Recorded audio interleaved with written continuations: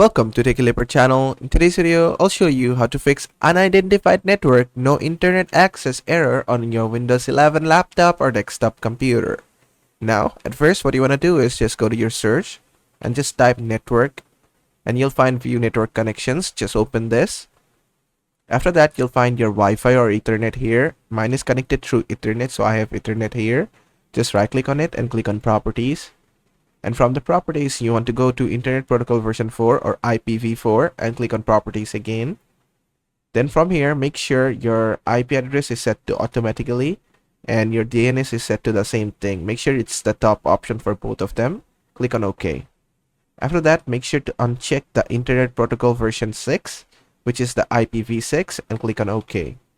Then just close this. This is the first step, and the second step is just go to search again and type CMD. And just run it as an administrator.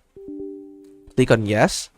Then just put this command net sh space winsock space reset. This is gonna reset your sockets for your network. Click on enter. After that, you need to put another command, which is ipconfig/release and hit enter. And then another command, which is ipconfig/renew.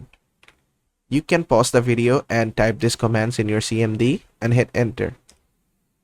Then just wait, give it some time. And the last command which you need to put is ipconfig/flush DNS and hit enter.